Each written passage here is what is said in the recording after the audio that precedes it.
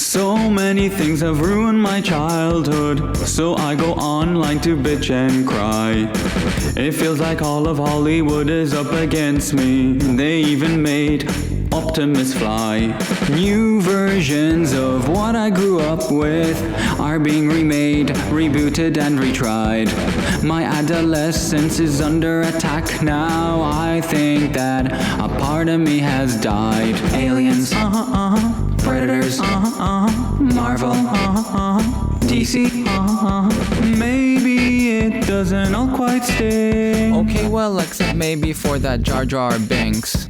Could it be I've misunderstood? This podcast ruined my childhood. Hello, everyone, and welcome to This Podcast Ruined My Childhood. I'm Phil Durasmo, and with me is Eric Walensky. Podcast caca. Ra-la-la-la-la. Oh, thanks, Dad. You're gonna like this. What is it, a birdcage? No, don't shake it. We're gonna have to open it now. It won't wait till Christmas. It's a puppy, isn't it? Yeah, it is. I can tell. It's a new car.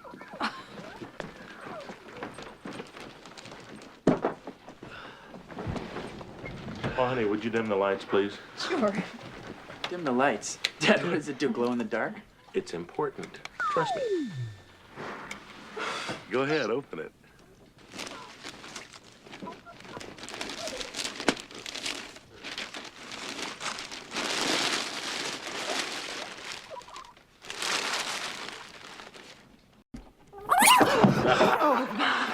What is it?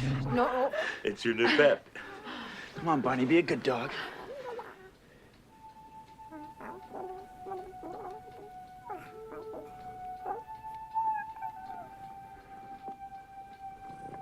You're kidding.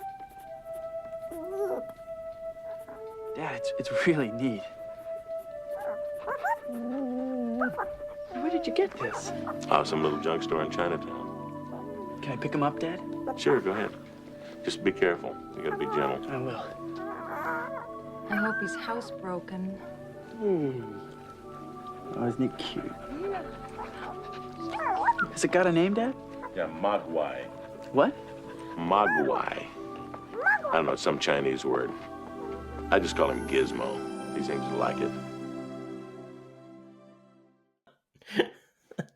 Okay.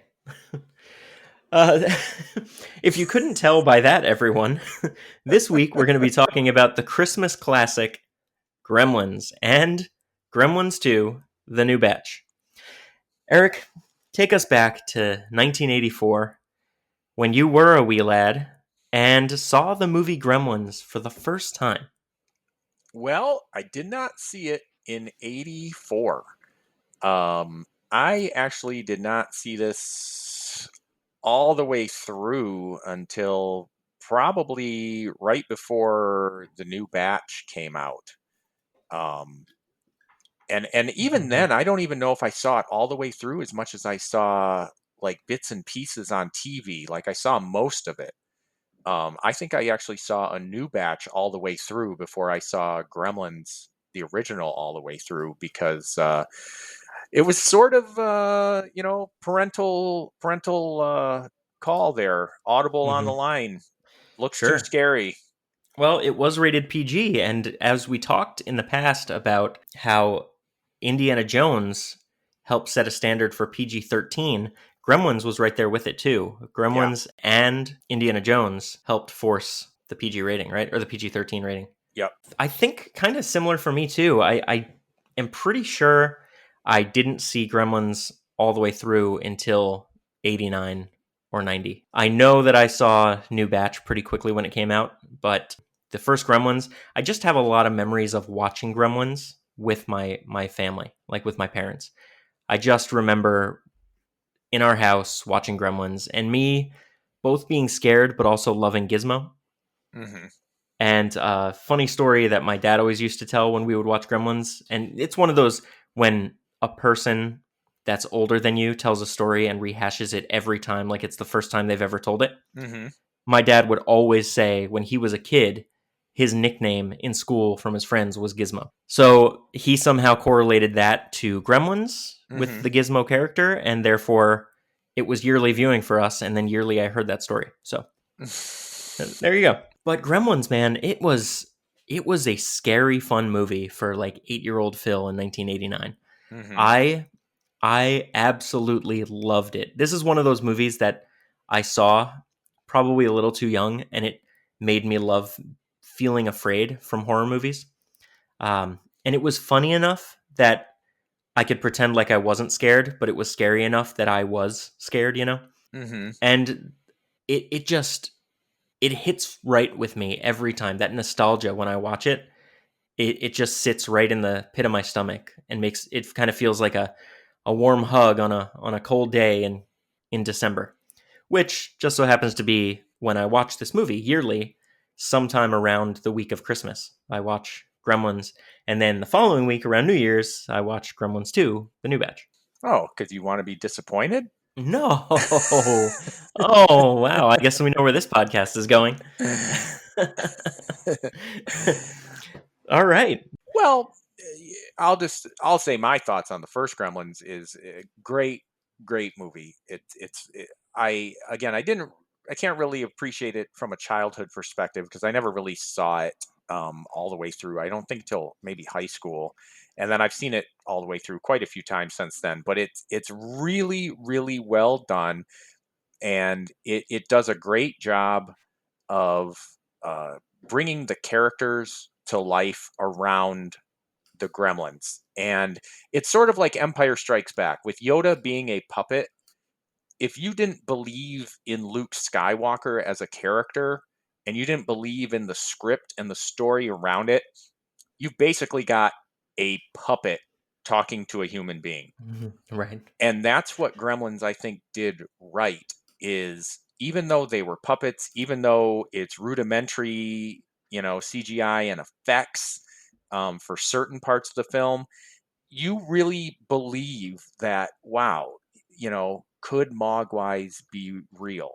How did they do this with these things look like they're alive, and the actors all acted like they were alive. Yeah, they believe it. They put their hearts into all of it, and the mischief that they get into, it's dark. Old lady Deagle. I think that was, I think, the pinnacle of the horror part of this. This woman is terrorized in her home by these little things. They just got into her house and screwed up her special little chair thing for the stairs, and she ends up goes flying out the window. Christmas carolers. I hate Christmas carolers. Screeching boys, little blue snippers. I warned you, Brad! What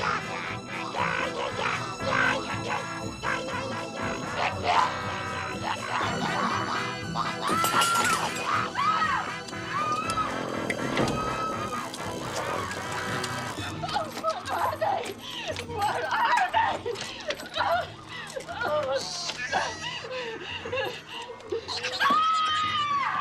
They're here. Oh, they've come for me.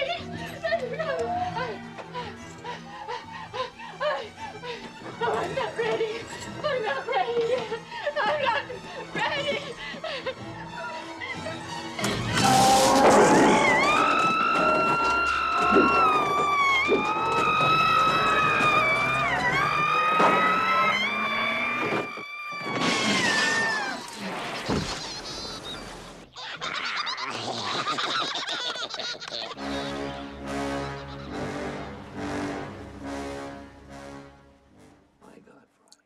The scene in the kitchen where Billy's mom has to fight them One off, of the and best scenes in all of cinema.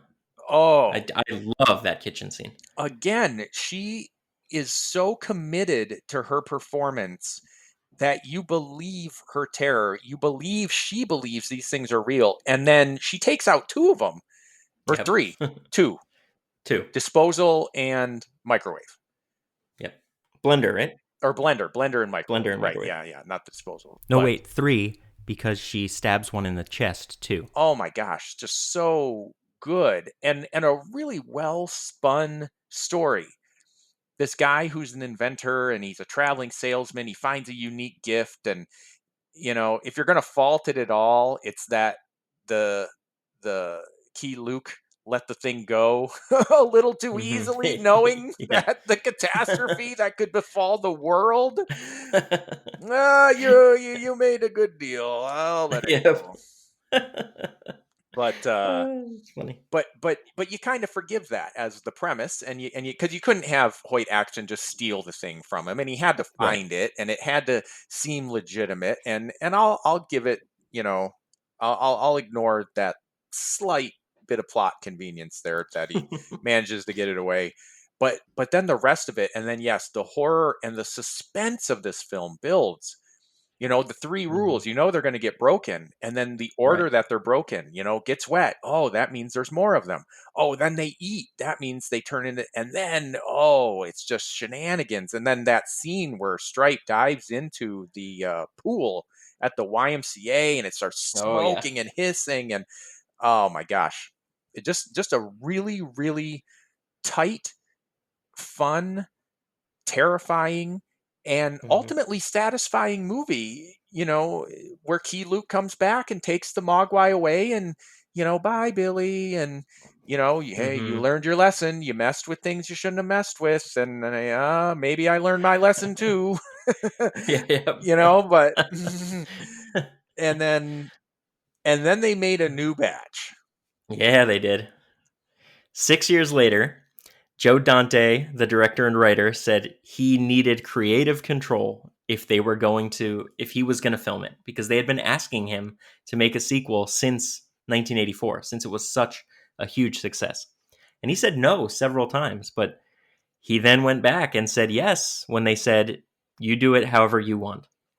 And it seems like you're not all that excited with what we got. No, why would he do that to his own film property?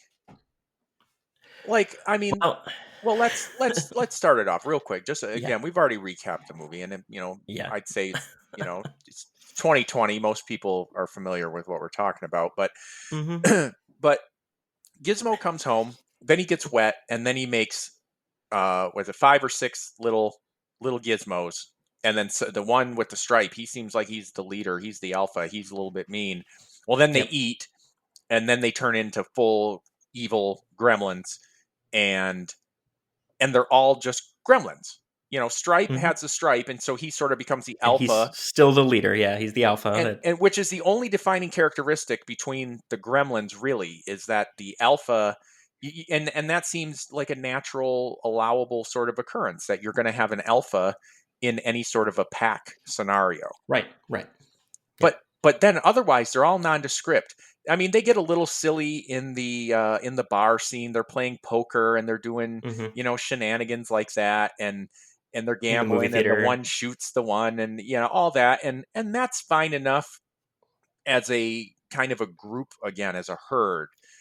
But then Gremlins 2, so Joe Dante then decides, well, this time, rather than make them all nondescript, we're going to make them kooky. He has been quoted as saying, Gremlins was conventional horror film with comedy in it. The sequel is really a series of jokes. The idea was to make a movie that was more fun than the first, not as dark, not as scary, because I wasn't interested in making the same movie over. We said, let's take it to an extreme. So there are jokes that refer to the first film, jokes that take you out of the film, jokes that make fun of the production company Warner Brothers. So it's an hour and 46 minutes of outtakes and bloopers. Thanks. Okay, so you really don't like it. I saw this movie at 9 years old. All right. I loved Gremlins 2, A New Batch, and I still love Gremlins 2, A New Batch. Maybe it's the fact that the Gremlins are kooky and 9-year-old me loved some kooky Gremlins.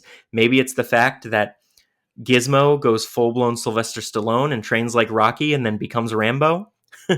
Maybe it's the fact that it takes place in New York, and I'm from New York, and anytime I saw a movie that took place in New York, when I was young, I felt connected to it, especially at the end when they're singing New York, New York at basically midnight on what I look at as New Year's Eve, even though it's not New Year's Eve.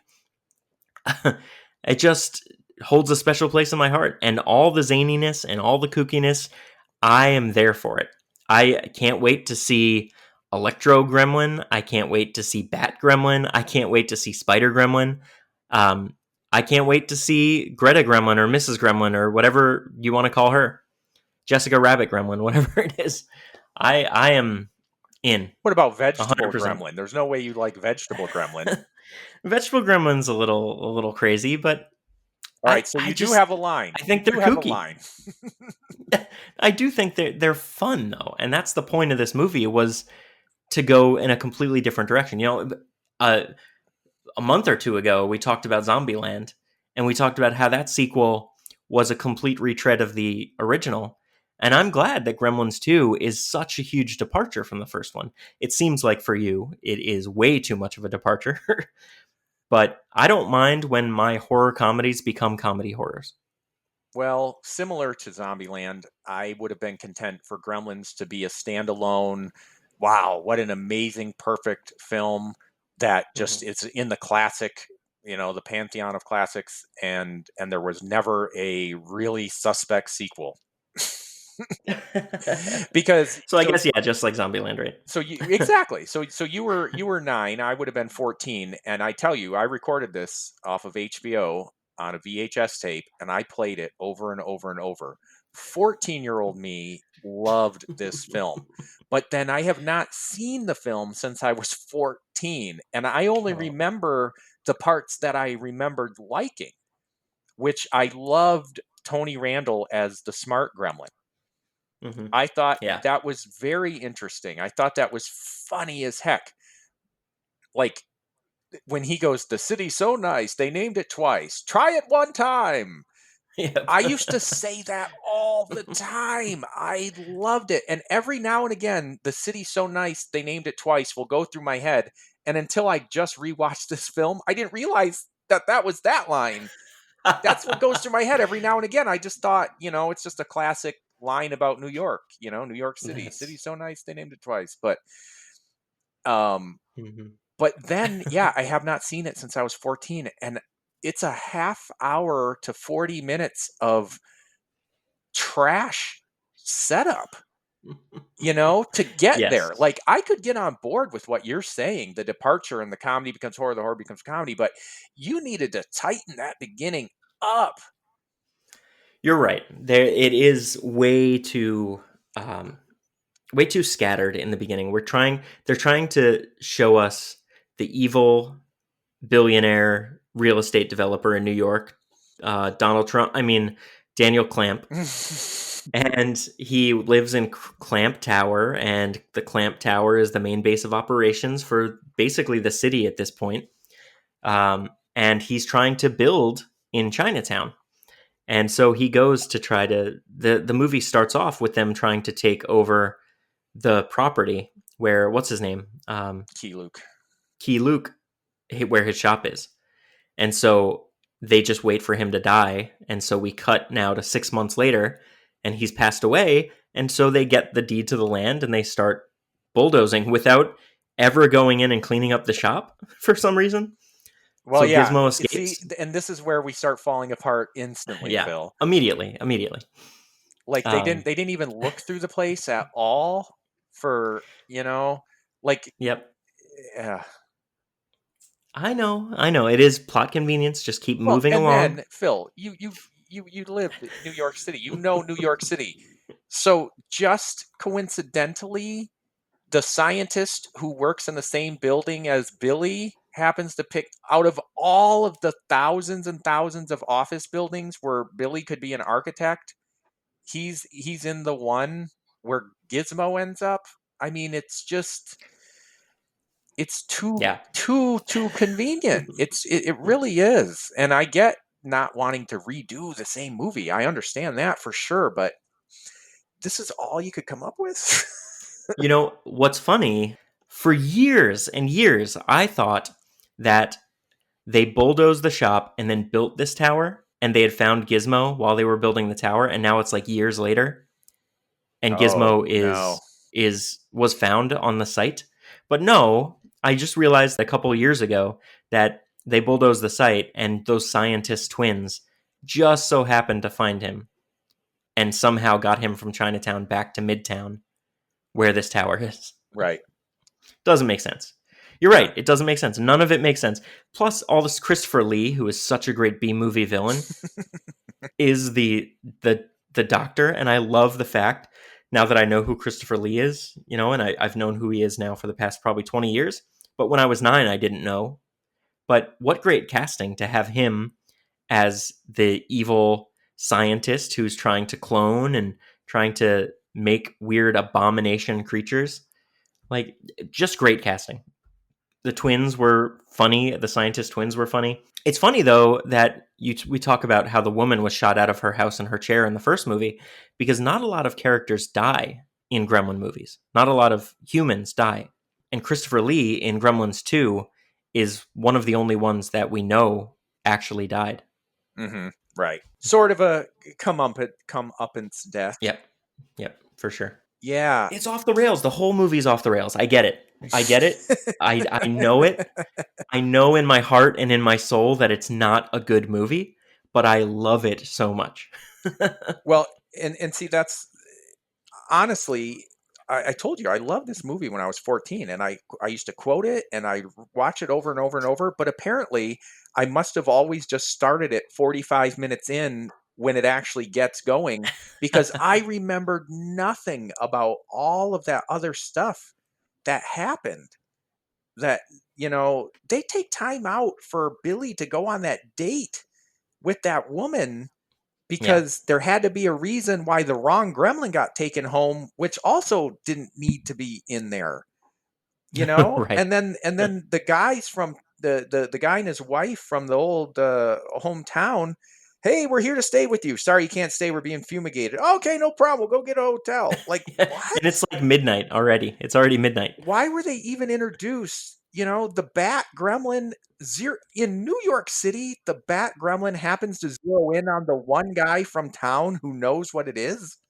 Yep. So good. And then he tosses it into the concrete, and then it becomes a gremlin gargoyle. A gremgoyle. On the top of the church. A gremgoyle. Yeah, I love it. I did like that. It's See, now that's great. one of the parts from my 14-year-old memory that sticks out as being really, really cool. Because I can't look at gargoyles now and not think that those used to be gremlins. Yep, same thing. The gremlin bat sequence is probably my favorite sequence in the movie. And then number 2 on that would be the whole New York scene. And number 3 would be when Gizmo is Rambo. I do love Gizmo being Rambo. Yeah. Which you probably think it's awful and cheesy. Yeah. Because it just didn't feel organic. Because, I mean, if I'm going to be super nitpicky, which why not? They bring the TV in to Key Luke's store with a VCR to play the tape of Donald Trump, Daniel Clamp. And then when Key Luke chases the guys out and he's like, goodbye, go away. And then Gizmo grabs the remote and starts watching TV. They didn't hook up cable. Right. What? Well, I guess it just had a immediate feed from the Clamp network. Oh, that's all. Sure. Mm-hmm. Anyway, they said keep the TV, so they must have set it up somehow. I didn't see a guy in there going, "You're all set. Yeah, you got your cable right there. Remember, put it on 3 if you're gonna want to flip around." You didn't see the Con Edison guy in the background? No, right. I missed it. I'm going back to Christopher Lee's character. His name in the film, again, I just laugh when I hear it. His name is Dr. Catheter, and of course, he's a scientist. Catheter. It's a joke. Martin and Lewis are the 2 twins, and they're named after comedians Jerry Lewis and Dean Martin. Yeah, I don't know. It's so campy that I love it. It's a B movie in an A movie body, and I love the B movie part of it. I love that Leonard Maltin is in it, criticizing the Gremlins VHS, and the Gremlins attack him because he gave Gremlins a bad review when it came out in '84. 3, 2, 1, cue Leonard. Hi, I'm Leonard Maltin, and This is the Movie Police. Today we'll start with our video watch. Just re-released on video is the movie Gremlins, though I really can't imagine why. Now, I know some people found this movie fun, but me, I'd rather spend 2 hours having root canal work done. What's fun about a movie full of ugly, slimy, mean-spirited, gloppy little monsters who run amok and attack innocent people? Our moviegoers so desperate for entertainment that this kind of trash can pass for fun. Whoa, wait a minute! Oh, just kidding! Ow! A 10! It's a 10! I love that I've seen both versions of the movie because there was a film version where the film dissolves and Hulk Hogan gets up and tells the Gremlins up in the projection booth to start playing the movie again. But in the VHS version, the Gremlins are just flipping around on the channels. Oh, really? Yeah, if you haven't seen that, you got to check out the clip for the VHS release. No, I haven't seen that. I've only ever seen one of the the Hulk special Hogan features. version. Yeah. Okay, one of the special features. It's great. It's just funny. Like, it is truly a comedy. It is not horror at all, and I love it. I love it. I guess if we're gonna get into it, though, I mean, Phoebe Cates had no purpose in this movie. No, of course not. Well, she had to know how to do the tying of the wires together to make the phone transfer from Clamp's office down into the main ballroom so that they could electrocute all the gremlins. That's the only purpose she served. right. All she did was tag along after Billy, and then she makes fun of herself with the don't get me started on President's Day or Lincoln's birthday, because a man in a Lincoln hat, and the same way she did her Christmas story monologue. Yep. Which is really funny because Liz and I watched Gremlins last year sometime. I think it might have been last Christmas we watched it, and Phoebe Cates tells that story, and Liz turns to me and goes, "How do I not remember that terrible story?" Because she's seen Gremlins. She's just like, I don't remember that. That's gruesome. And it's like, yeah, that's what adds to the whole creepiness of it. But then this movie, I mean, apparently Joe Dante was fine with it because he did it. But it seems like he's doing just a big kind of FU to himself, the movie, and what anybody thought about the movie. It was like a big screw you. Like you mentioned, the Leonard Maltin part.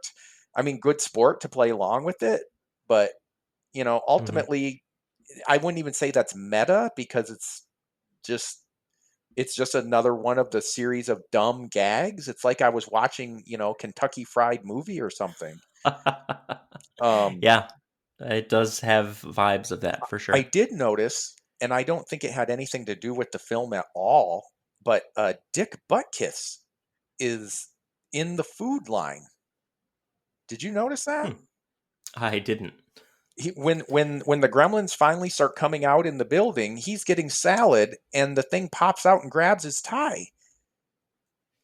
And I had to rewatch it twice. I'm like, that's Dick Buttkiss. But I'm looking at a picture right now. You're right. And he's not. Yeah, he's not credited. He doesn't do anything else.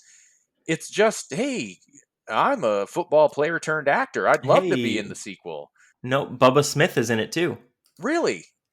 Bubba Smith is right behind him, and it looks like what they were going for is that these guys are part of the Clamp Sports Network, and they were probably filming sports, but now they were eating lunch here. Oh, I missed Bubba Dick Smith. Butkus and Bubba Smith. Yep. Wow. How funny. Wow. How interesting. Yeah, it's just so random, and it's interesting to me that you read that little quote from Joe about just it's a bunch of little gag, because that's what the movie felt like, just strung together gag after gag after gag, and I believe a couple repeat gags. Doesn't Phoebe Cates get flashed again? Yeah, and she kicks it. Yeah, do we need that again? I don't know. Nope, we don't. 30 years later, are Gremlins flashing the female leads in movies? I don't know. It's amazing that Gremlins 2 came out 30 years ago. Yeah. It blows my mind that it's been 30 years. And I'm saying I was 9 when I saw it. So, boy, oh boy. Time keeps on slipping. So, was there any part of this film that is redeeming for you, or it really all is just kind of roll your eye, you don't want to watch it kind of trash. Well, that's what I was just going to say. As good as the original is, and as much as I love the original, and I even appreciate it, I don't know if I appreciate it more as an adult because I really only saw it all the way through as an adult, and as a kid I only saw bits and pieces and was aware of it. And now, as I have no, memories of it to like predispose me to think one way or the other about Gremlins. It's like it's a purely seen from an adult point of view that I just really, really like the film, appreciate everything it did and the nuance of it. And the fact that Gremlins, the original, has nuance, and then to see a new batch, which I did see as a kid and loved, now as an adult looking at it, it's like there is no nuance. This is in your face fart jokes, Yeah. and they're so contrasting. And I wouldn't even say Gremlins 2 ruins Gremlins 1 as much as it's almost like it's not even Gremlins. Like a new batch is like the wrong name. It should be like Gremlins 2. Here's what I really think of you, Hollywood. Or something along those lines. This is, Joe Dante's id got to make a movie. That is a great way to put it. Wow. So I guess we're there, right? It's Gremlins 2, you're already talking about it. It didn't ruin your childhood, but it definitely gave you pause. Would it help me understand exactly how it makes you feel? It again, the first 35-40 minutes is a complete waste of time. If this whole thing was just supposed to be to get to the gags, they just should have got to the gags. That's what I was kind of bored through the first 40 minutes going, oh my gosh, I don't remember this being this long. Then when it finally got into it, I'm like, okay, I'm seeing it. But then other things aren't kind of making sense. Just that Billy tries to turn off the water and he gets arrested. It's like there's so many little things they do to set up why this didn't happen. Like they're trying to outthink the audience on plot holes that they almost create plot holes. Yeah. The redeeming factor, kind of like the first one where the character's committed. Billy I thought was fine. I think Billy picked up where he left off. Phoebe Cates was a shadow of what she was. She was unnecessary in this one. She could have been anybody. But John Glover, I really think committed. Oh yeah. He shines in everything he does. Yeah, I love John Glover. He was really, really good. And I do remember him again from my seeing it as a kid going, wow, that guy's pretty good. That's funny. He's a good guy. And I really liked his, because he walks the line of being this corporate guy, but with a big heart. There is no malice in him at all. There's nothing. He's not trying to do anything, morally reprehensive or, Sure. If only we had that with who he's based on. No, well, exactly. And yeah, he's not faulted for being rich, but he sees his own, he sees the value in people. And that makes this movie ultimately redeeming at the end for me.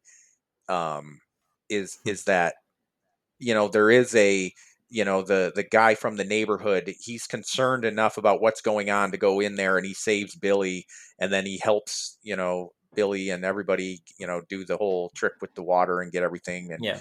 And so there's a real, there is some heart to it, but it takes so long to get there. It's like 20. You're right. They were setting up several plots to all converge at the end. That's what they wanted to do. And they just kind of failed in tightening them up. It's like it needed another run through the editing room, and it needed to go from 146 down to 135, and then we would have had a better movie. I completely agree with that. Yes. Like there's definitely stuff in the first 40 minutes, like you're saying, 45 minutes, that can be cut, that is truly there just for extra world building in Clamp Tower. And it's not needed. You don't even need to go see, you don't even need to have that whole opening sequence where they go and, bulldoze the shop. You can cut that out completely and just have the guys say that they found him at a pawn shop or they found him out on the street. I mean, there's definitely ways to tighten this film up and make it. You don't need the pseudo fake out romance, to make Phoebe Cates jealous. Yeah, That that was didn't need to be there. a That's waste. a whole waste His of boss. easily 5 to Mhm. 7 minutes that just didn't fit. Didn't fit the tone. Right. And then it doesn't ever pan to anything. No. Because they save her from the spider gremlin at the end, but like it never pays off in a way that Phoebe Cates is too mad. No, she And doesn't get anything about it. She doesn't seem to get mad, upset. She doesn't seem to be happy. She just says to him, we're going to talk about that later. Right. If they That's survive. Yep. And they did. I don't know. Yeah. The original Gremlins, I can't say was my childhood because I didn't really see all of it till I was an adult. But ironically, Gremlins 2 was my childhood and I loved it. So now as an adult looking back, it's like, did it ruin my childhood when it was ultimately my main childhood connection to this franchise? I guess I can't say that it did because I quoted the movie. But yeah, just two different things. And now that you told me about Joe Dante, now I gathered that, like I put together that this is just a bunch of jokes, but I didn't realize he was the one who said, I want these jokes. Yeah. Yeah. I see the flaws. I do. And I know I stepped on you talking, but I'm going to jump in with my turn now. It didn't ruin my childhood. It enhanced my childhood. I loved Gremlins and Gremlins 2 growing up. And still to this day, I watch Gremlins 2 and I don't pay attention to it when I watch it, but I watch it. And those scenes like the Bat Gremlin or Electricity Gremlin or anytime Christopher Lee is on screen, that's when I'm focusing on the movie because those scenes are fun. And then when something else is going on, I'm back in my phone or back working or doing whatever else I'm doing while watching the movie. So Gremlins 1, it is wonderful cinema. It is a great horror comedy. Gremlins 2 is a terrible comedy horror, but I will give it a pass any day of the week. Real quick, just two other quick things though about Gremlins, sort of in pop culture. I think we've discussed it. You've seen the Key and Peele sketch? Yes. Yeah. Okay. For anybody listening who walks in the room, yes, and just starts throwing things out. For anybody who's not seen it, Google Key and Peele Gremlins, and you will see the pitch meeting for Gremlins 2, where it basically is the writers coming up with nonsense and this head creative guy going, "That's in the movie. That's in the movie," and it's a riot. Yep. And secondly, if anybody hasn't seen this, I believe it's from season 5 Community. But if you Google, it's season 6. Is it 6? Because it was once they were on Yahoo. I remember this specifically. Google Community. Yes. Yep. Google Community knee-high mischiefs, or just Community Gremlins will work. Or too. Community Gremlins, and you will get a minute and 35 seconds of a fake trailer for a Portuguese version of Gremlins. That is hysterical. Joe Dante could take a lesson from how to parody himself from this minute and 35 second production. Dude, I laughed so hard. It is so funny. It is great. Knee-high mischiefs. That's what Gremlins translates into in Portuguese. Maybe, who knows? It's even funnier if that's not the translation. Right. I love at the very end when they ask how they can defeat the knee-high mischiefs. Yeah. And their version of Key Luke says, "Me." And then it shows him just with a shotgun blasting them all away. So funny.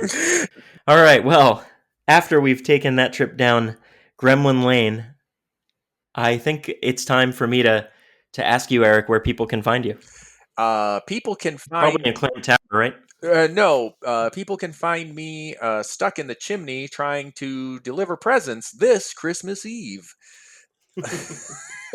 So get me out, so Phoebe Cates doesn't have to talk about it. And you can find me on Instagram at Eric_Walensky. Oh, that's great. And for me, you can follow me on Instagram, TikTok, and Twitter at Fildimo, Fildimo. Also follow the podcast at Podcast Ruined on Twitter, and you can email us at podcastruined@gmail.com. please rate, review, and subscribe to this podcast. And we hope that this look back at Gremlins didn't ruin your childhood. Could it be I've misunderstood? This podcast ruined my childhood. It's G2, people. We're writing Gremlins 2. It should be a party with pizza and anchovies, pineapple. Just come on, lift up the spirits. Look, okay, I'm gonna put a little bit of spice into the mixture here. What if we did this? Everybody here gets to design their own gremlin. I don't see that the gremlin design is broken. It's called brainstorming, not brain drizzling, sweet pea. Okay? Shut your mouth for a second. Look, here's the thing. None of this is final. So you mean, like, what if there was, like, a brainy gremlin? A brainy gremlin. You talking about a gremlin with glasses who could talk and sing New York, New York? That's brilliant. It's in the movie done. Whoa, you said that nothing was final. That was before I heard the words brainy and gremlin in the same sentence together. It's done, I love it, it's in the movie next. What about a spider gremlin? You mean a gremlin with 8 legs and a thorax just catching pretty ladies in a web in an office building? Oh my God, it's in the movie, I love it! Next! What about a bat gremlin? You mean a gremlin with leathery wings just flying around, flip-flopping, bust through a wall, make a perfect bat symbol in the wall, get outside, get in some wet concrete, jump up on a building and just dry in place like a gargoyle gremlin? We are cooking with gas now. I love it. It's in the movie next. Could there be a female gremlin? Lipstick boobies, bitch, you have me and little gremlin but JJ. I love it so much that it's not only in the movie, but it's definitely in the movie. There's no backsies on that one, no penny taxis. Yes, yes, yes, in the movie, done! That's why we need a woman in the writer's room. Next. I don't know. A googly-eyed gremlin? But you do know, because you talk about a gremlin whose sole purpose in this film is just that he looks stupid as fuck, yes. It can be in the movie, and it is in the movie. Done. Next. What about you, Silver Fox? Electricity gremlin? You just said noun and gremlin, like you playing Mad Libs. You just like a child. You have the brain of a child. You do not have a high IQ, but you haphazardly came up with a gremlin that's just made out of bolts that is zigzagging all over the room and is done completely in animation. You a crazy person, and your idea's in the movie. Done. Next. Can we put the Hulkster in it? What? You talking about putting Hulk Hogan, professional wrestler, turned actor, turned cultural icon in the movie where he break the fourth wall of the movie he's in by talking to the audience. You, sir, are a raging psychopath. Don't let this town take that away from you. That's it. I don't even care anymore. We got the Hulkster in this bitch, so it's done. I don't have any more time. So let me just recap right now. It's Brainy Gremlin, Spider Gremlin, Bat Gremlin, Lady Gremlin, Googly Eye Gremlin, Electricity Gremlin, Hulk Hogan's gonna be in the picture. I'm gonna throw in a gremlin myself. Vegetable Gremlin, just write it up. I'm having so much fun, thank you. It's all gonna be in the actual film. Now I gotta go put some Cowboys and Back to the Future 3. Sayonara, y'all. Oops.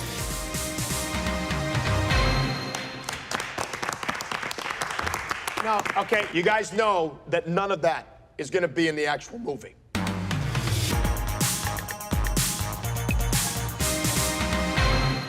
The rules are the best, too. Yes. Heat makes them evil. Salt makes them multiply. Holy water makes them good again. But a rainbow makes them more evil than the first time.